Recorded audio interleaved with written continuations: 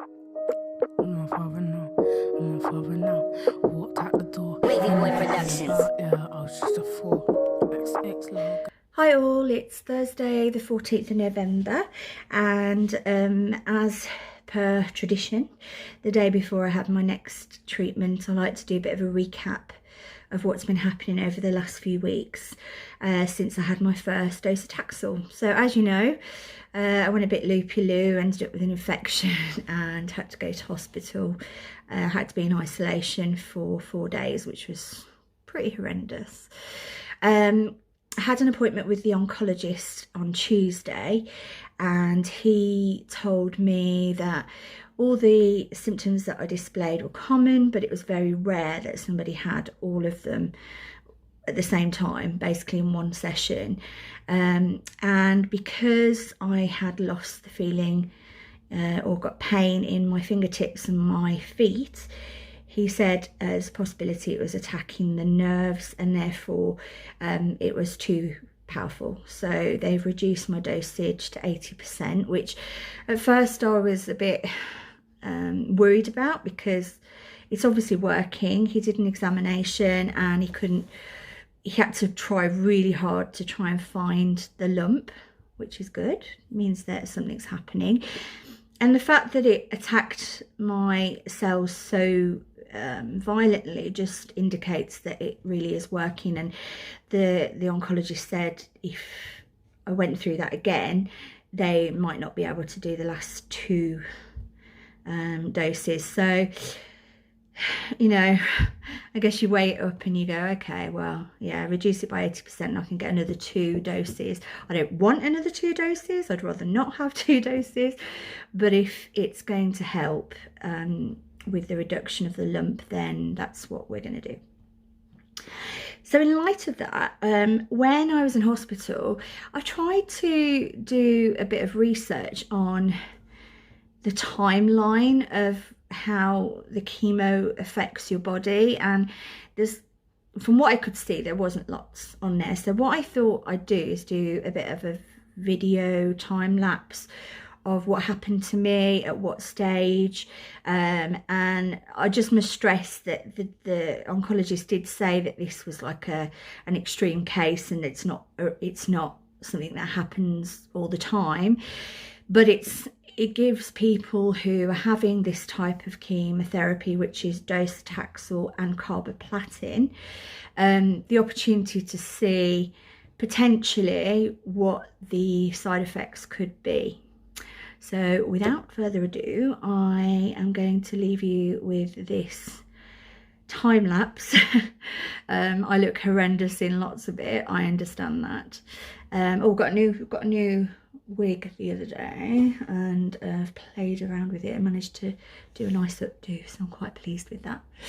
I think I might do a wig video after this. I feel like I've got a really good thing going with wigs, and I did the parting myself.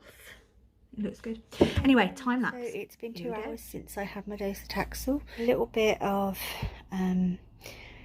tight chest during the chemo, and so they gave me some I'm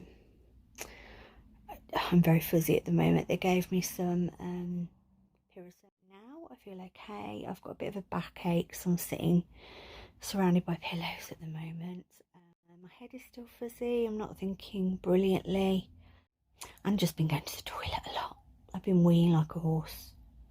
I don't know if horses wee. I'm not sure where I got that. I also forgot to mention that I've got really hot hands and feet. Like, they are hot. Like a hot summer's day, or like a radiator. I've got radioactive hands and feet, and they are very uncomfortable and sweaty and disgusting. I'm really struggling to sleep because the steroids are driving me mad, but I am tired. I'm wired tired. I have developed tinnitus in my ears, which I haven't had before, but apparently it is a side effect. Steroids are making me want to eat and eat and eat, but as soon as I start eating something, it makes me nauseous. Sunday morning, 1:35, 6, 7 in the morning. I've had a little bit of a rough day today. I thought after yesterday I might be alright, I might get away with not suffering so much, but it's hit me pretty badly today. So I woke up this morning and I felt fine. Well, not fine, but I was okay, had energy. Decided to get dressed, put my wig on. My sister came around with the kids. I did take Max to a birthday party. This is a birthday party with like 35-year-olds running around. And that's when it all started changing. When you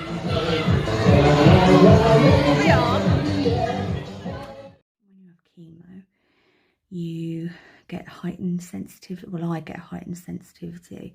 Laser gun, I just felt so ill. Sickness came over me. And I just felt really weak all of a sudden.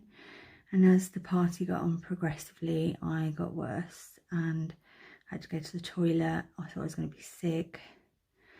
Luckily, it was with Max's school friends, so I know their mums quite well. And one of them, who I'm quite close with, said, "Oh, you know, you go and I'll drop Max back after the party." And I must admit, I had to jump ship really. So she did that, which was really kind of her. Thanks, Laura. And when I got home, I just had to settle my stomach. And the only thing I can actually taste at the moment, because I've got no taste buds at all, is hot stuff. So I ordered a curry and I sat and ate that.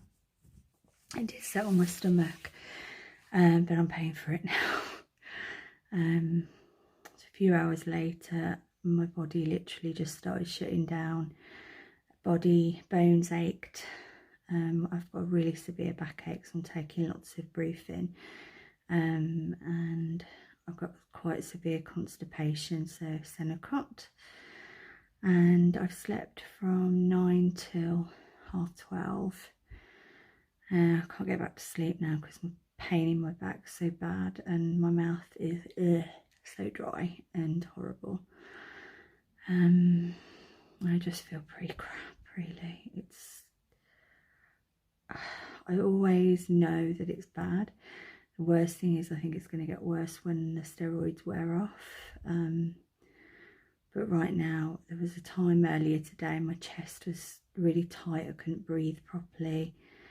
Phil said I just looked really ill. He was worried about me, but I'm not phoning in my red card on a Saturday night. I just get stuck in AMU with lots of sick people, and I'd rather do that at home for hours, which I know is a bit naughty, but I just didn't feel like I wanted to go to hospital. Day 3 post chemo. My face is very red. You can see, very red and very hot. My appetite is gone. My mouth feels very furry and I am absolutely exhausted, so I'll probably spend the day in bed. Other than that, I didn't sleep well last night. Aches and pains, my lower back is in agony.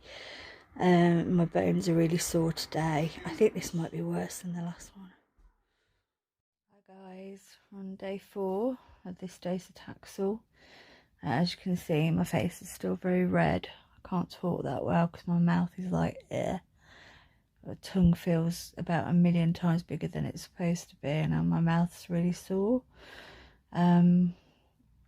I slept for a lot of yesterday, and I think it's probably going to be the same today because I just aching and tired.